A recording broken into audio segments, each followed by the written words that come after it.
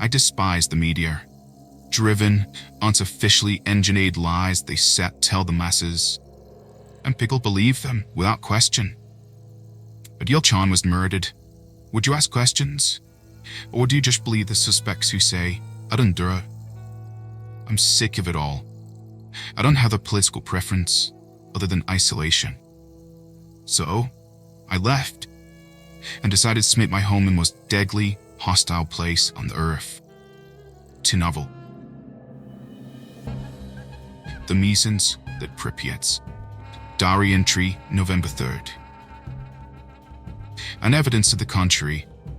I've lived in Pripyat for over a year, not more than a quarter of a mile from the rotting stone sarcophagus which was reactor 4, the nuclear reactor which caused the evacuation to Chernobyl. I live right in the heartsphere. I fish a lot and hunt. I eat mostly catfish. Wouldn't believe how many of them exist in the Pripyat. At a seam, because there's no fishing of any sort here, there's such an abundance of them. I've heard stories that exposure to the radiation here will make you blind, develop tumors, and turn you into a mutant. All I've seen of myself is an increase in height by almost 3 inches, age 29. The guards are aware I'm here, and they've essentially quarantined me, and I might never leave. They say it wouldn't be safe for another 20,000 years. I say it's perfectly healthy to stay here now. Now that winter is on the horizon, however, a column moving on. I've not told you that my city was burned to the ground by extremist left-wing political groups. They took over my pollen complex. They raped and killed my fiancé and beat me over the head with a glass bottle until it shattered, and I played dead. Do I want to live under a Stalinist totalitarian regime? Or should I simply just move out to either Ukraine or Russia, which was once home to the former? Well, the reasons I moved here were not very blissful. I shot and killed a man. I was aiming for a rioter. My aim wasn't so great. Instead, I shot a police officer right through a temple. I quickly beat down a protester and put the gun in his hand. They arrested him. He's gone to prison for life. I say good rind. I'm a loader now. I always was, really.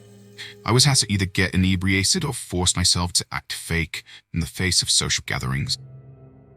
For inespalming. I found someone else living here. A very pale person, almost a luminescent white. Sin, most likely a female, and extremely sick. She limps around and sleeps in the old polar bear enclosure at Chernobyl Zoo. Tonight is the night I confront her. She's always near my camp, toying with me.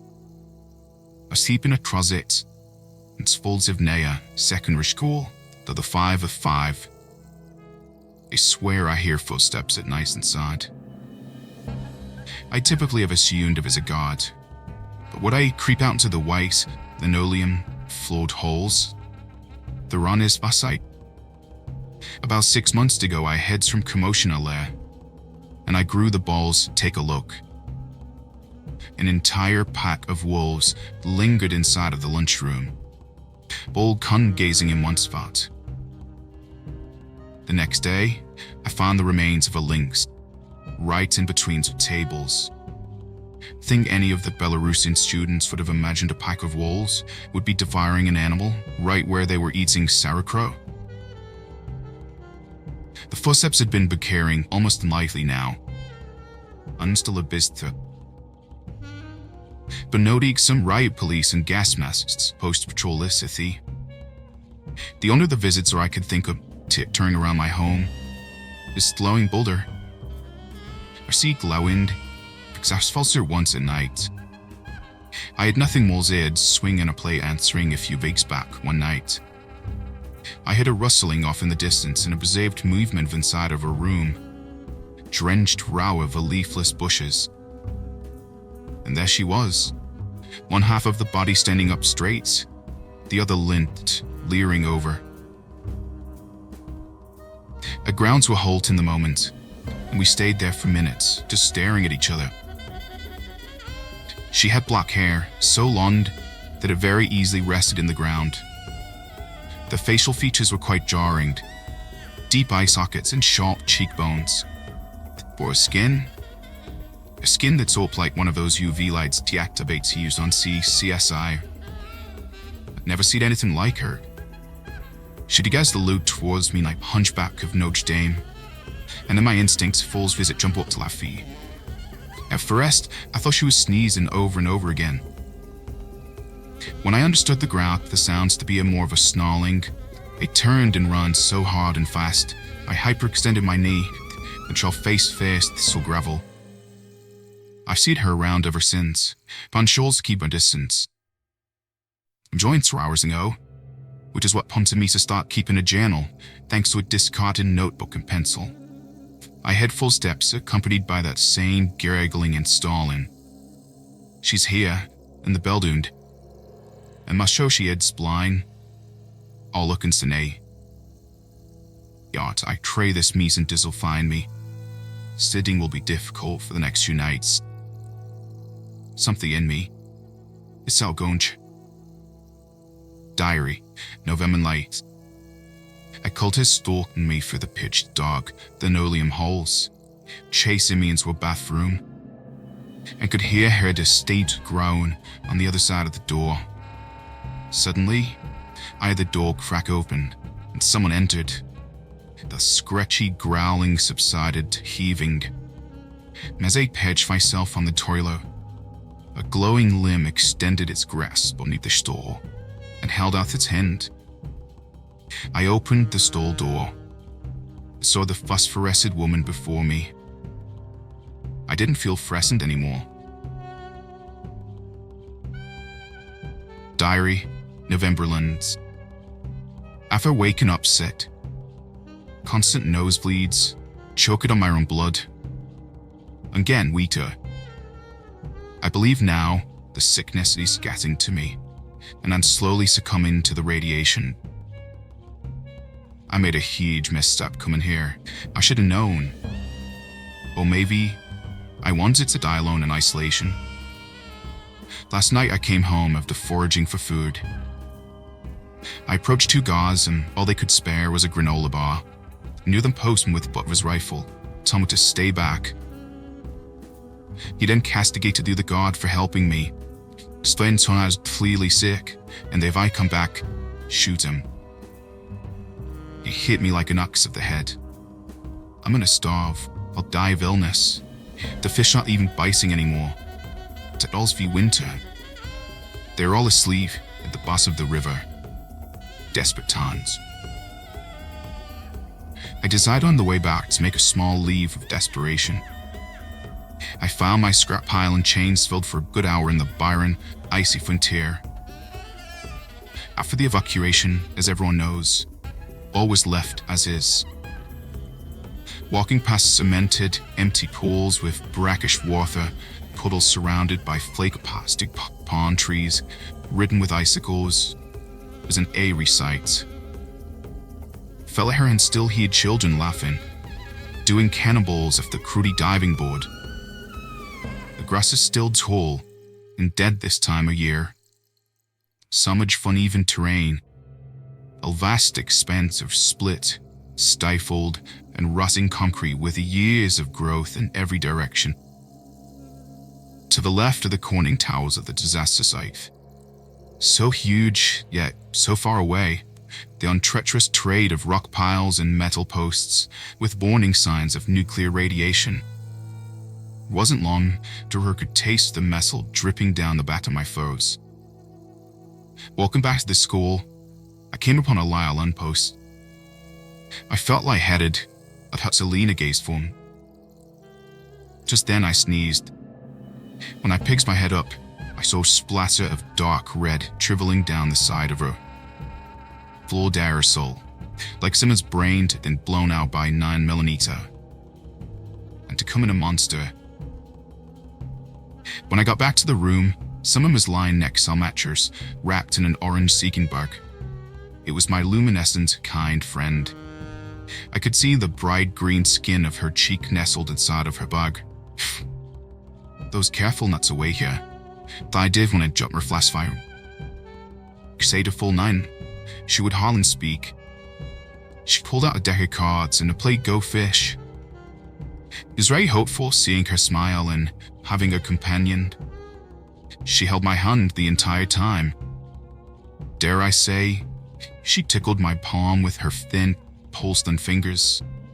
I felt the pleasing notion of nose. Why so quickly am I feeling this by? They be's my protective instinct. She was a tired, malformed soul who needed my warm embrace. At one point, she gazed up at me with that beautiful face, and we just looked into each other's eyes.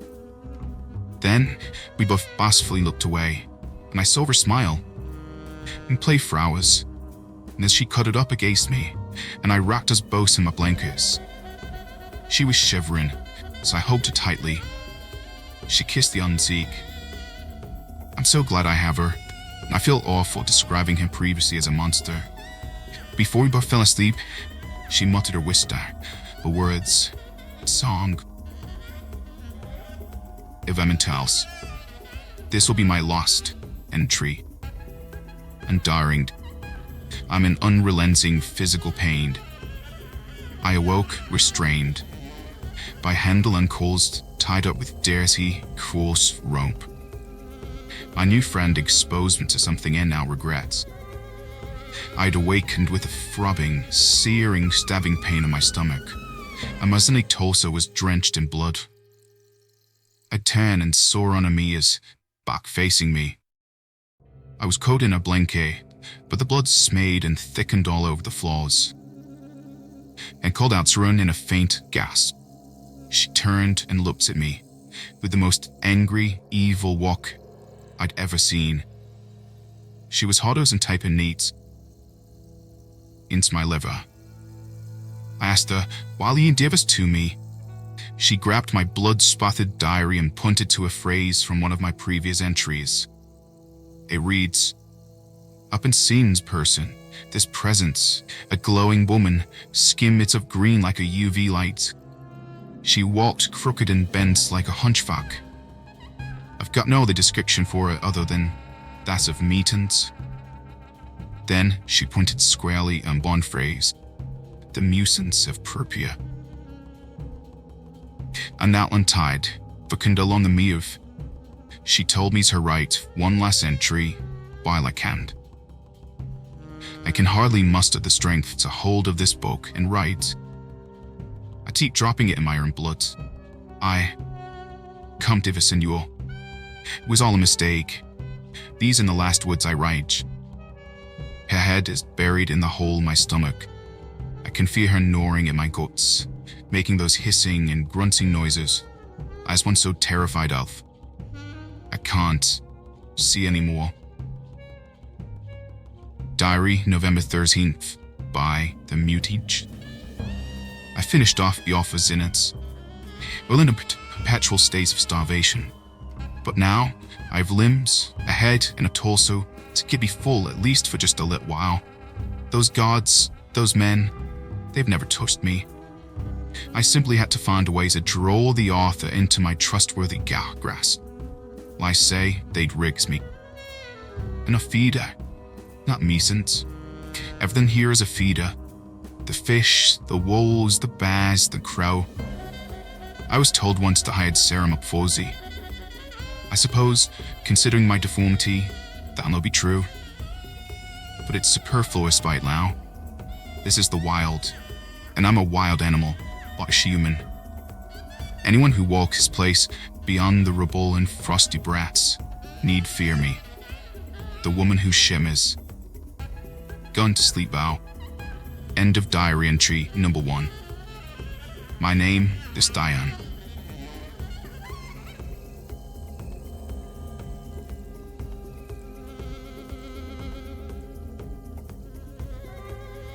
The following story was told to me by an acquaintance I knew years ago in Utah named Noah, originally from Sweden.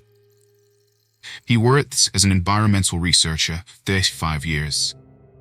The following story is paraphrased as best as I can remember it. I worked in a research outpost in Antarctica back in 1993. Hot and bite. Something is being deliberately hidden.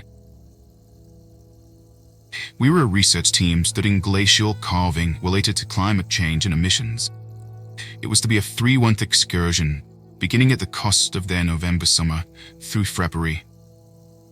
We were just under 4 weeks in, staying in essentially a steel-walled cabin fitted with 4 cots all in one tiny living area. Days were spent mostly in observation, genuinely gorgeous, virgin expanses of tundra being eaten and swallowed up by the earth its holes dozens of miles wide, all in one shot. Nature is both beautiful and intimidating in equal measure by its unpredictability, especially in uncharted corners where no man has ever stepped. In Nightlow, it was much vast for Jester. Sardines packed into a little tent full of wires and cords. But no mosquitoes or ants in sight. That was always nice. It was a Thursday night, not particularly eventful day. We saw some kicking by the drinks right around dusk. By 9 p.m., we were inebriated, falling down laughing. I mean the one particular anecdote about a guy named Mel's wife's birthmark that looks like Hitler. Don't ask. Done. Ihr hassen. Ye ever? Asked another researcher named Anthony. He reached across the desk to turn down the radio. Hear what? We asked collectively. Made your silence for all 30 seconds. I think when it first sounded out, we're in such disbelief that none of us conceded. Laughs, howling, fate me in the distance. But bulls don't live in Antarctica. Nothing lives in Antarctica. Not even Inuits for sled dogs.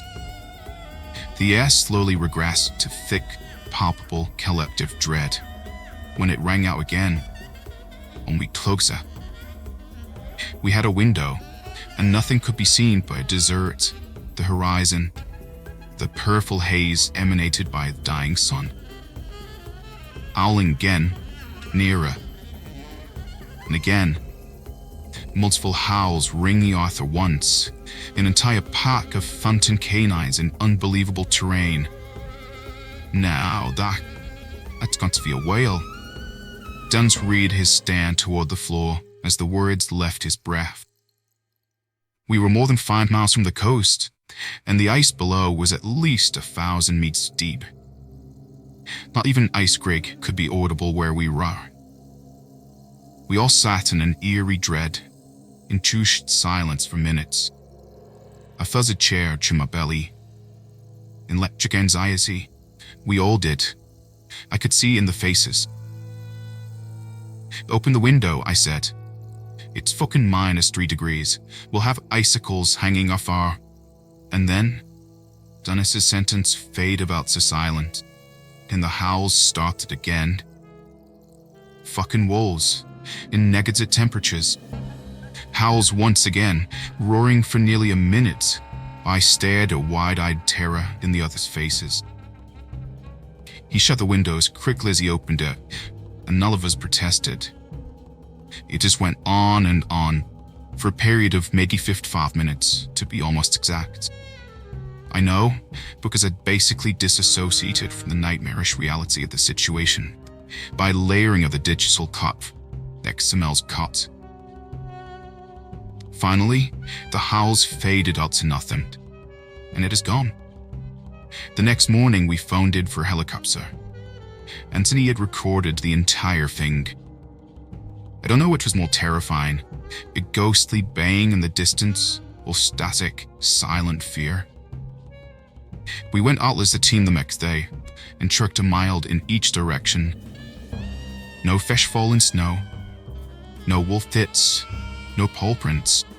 The chopper from a research station 40 miles off swept the entire area for about 10 miles in every direction. Found nothing but tundra. In the end, I understand the story is a bit antiklimatic. No, our station didn't get ripped apart by rapacious werewolves or attacked by a monster that crawled out of the carved holes in the desert.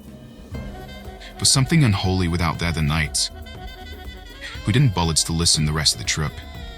It was like something is out there in the deserts of Antopska, around the coordinates of 7750 south, 16640 east. 2.5 years later, our research station was shut down by the Swedish government for unknown reasons. Probably tactical issues, but then again, maybe not. I don't know. But that one particular hour was the most frightening thing I've ever faced, and I nearly drowned at the child. All of the stations remain until this day. These don't live on the continent till Antopska, but they were there a lot nights.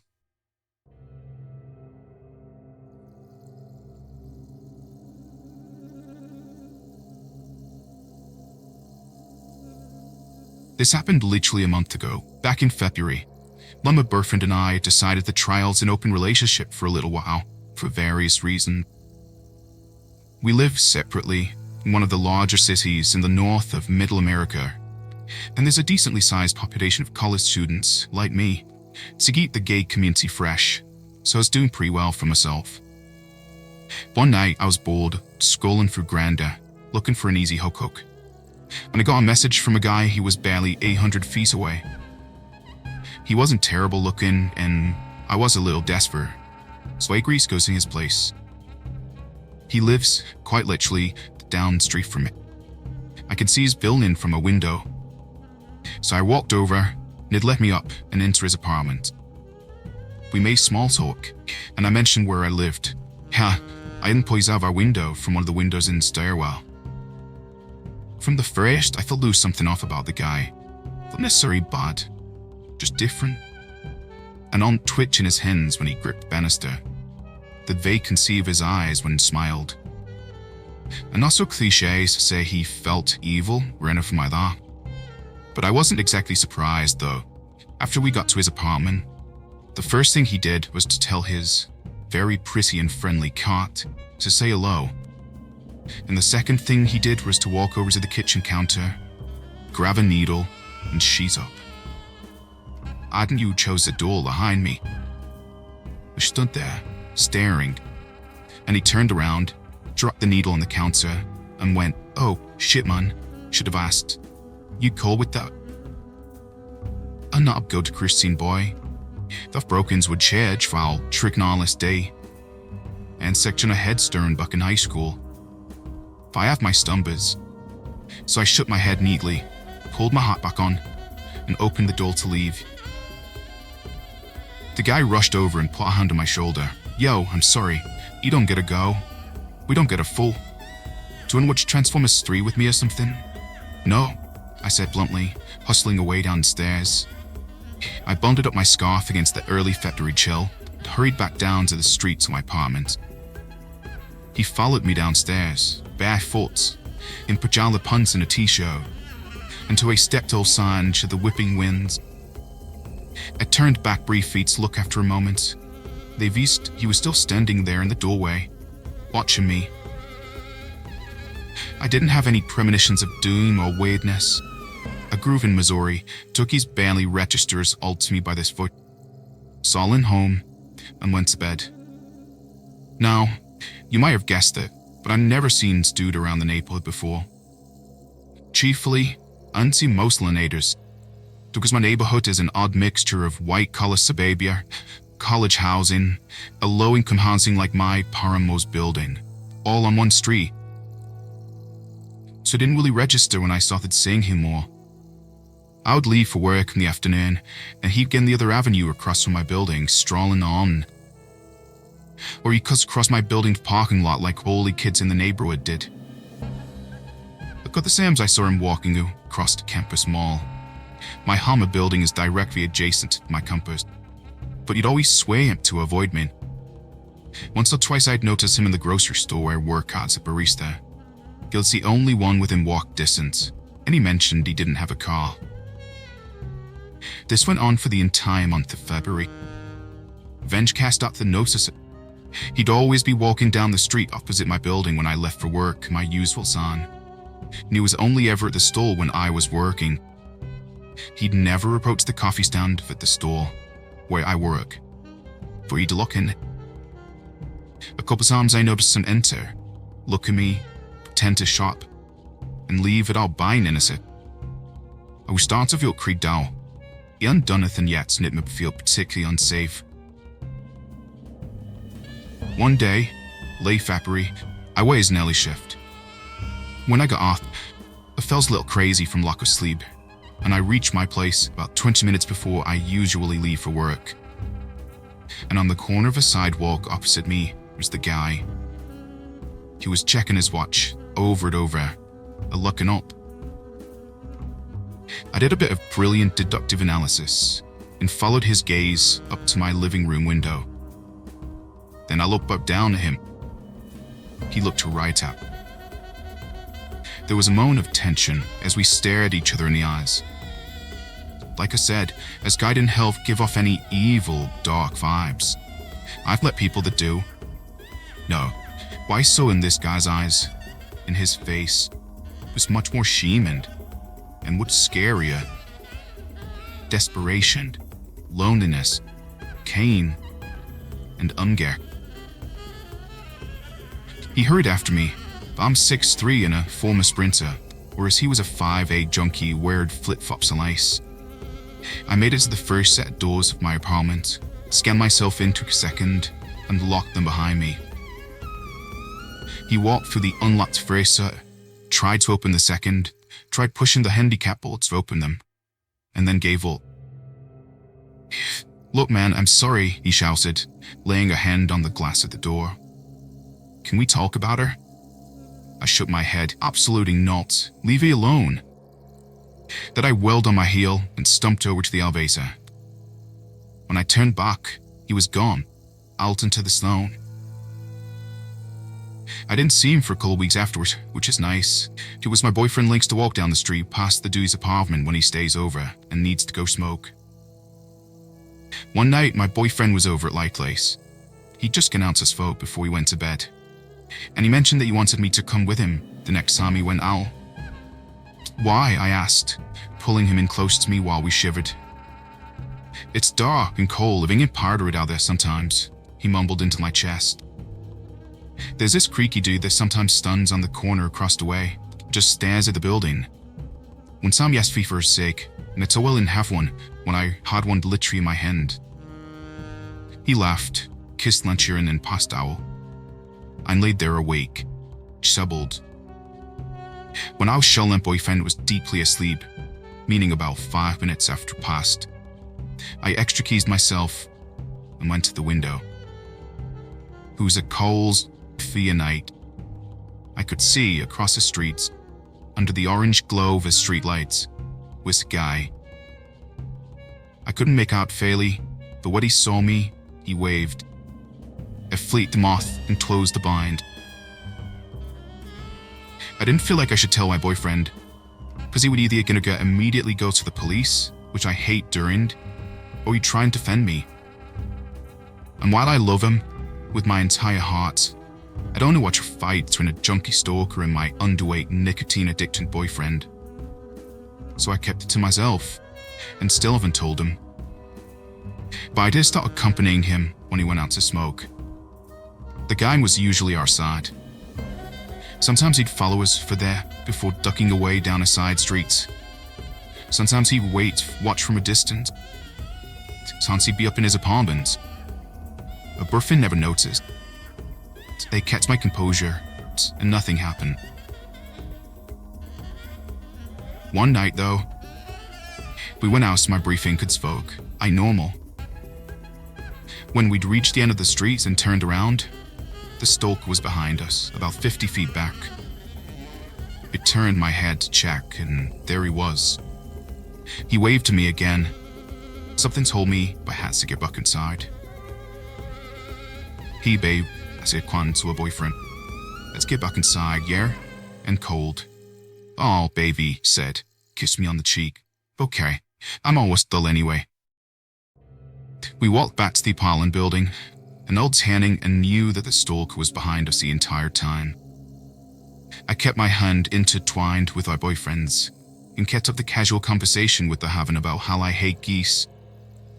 We got back onto my apartment, and he got changed for bed while I grabbed some water. So I've never lived in an apartment before, and I don't know if it's odd or not, but this building has a wired telephone in each shooter that rings when someone once lets in. Ours never rings unless it's Uber Eats, so my boyfriend was surprised when he saw her bringing lace at night, when neither was had ordered anything. "We're just some asshole plate of hunk," I said, unhooking the phone from the wall and pausing in the kitchen cabinet. He accented that without struggle, and we laid down in bed. After he was soundly out, I got up, got dressed, grabbed a couple things, and headed downstairs in my thick winter coat. "Show you off?" I found boy Rosaldo in the parking lot. He waved at me and jogged over, smiling broadly. "Hey man." "What do you want?" I said flatly. "No, man, the fact that we ended things awkward the last time, and it just wants to talk to you," he said. "See stalk thing?" His others looked angrier, his brows furrowing. "Nah man, I didn't stalk you. I just wanted to know when I can talk to you, but you always avoid me. Are you walking around out here with that skinny little bitch boy trying to rub it in my face? I don't fucking appreciate that." "But man," he said, smiling again, stepping closer. "Wanted to talk about this back in my place? Ditch the white boy, come hand out with me tonight. Please? I won't shoot up on nothing this time." He took another step closer to me. I saw in his right hand a dully glaring piece of metal, a folded switchblade. He smiled at me, and I stepped back, shaking my head. His smile drained away into a deep scowl. "Bish, I'm done asking. You wanna close my place now and finish what we started?" He growled, unfolding the knife and pointing at me. This dude's 5'8" tops, skinny. I'm 6'3", 200 pounds, and regularly lift weights. Yeah. Also, I had a 12-inch kitchen knife, which I drew from my coat pocket and leveled at his throat. He looks at my knife, then back at his, smiled again. Bro, I was just playing. We don't go there. We could talk with hero. I don't..." "Leave me and my boyfriend alone," I said. "I will cut your face off and eat it." "What the sock?" "I spent 8 years in Juru stopping a kid in school," I lied. He backs up, putting the knife back in his pocket. I took a step closer, holding my knife level. He backed away quickly, almost falling on the ice, until he was full-on sprinting back to his place. And I was chasing him down with my knife, until he crossed the street and I stopped, slid the knife from my pocket, and watched him run back to his building. Then I went back up to her bedroom, told her boyfriend and just as he would pay, fell asleep. So, nameless horny jokey, let's not meet again. Ral E faced.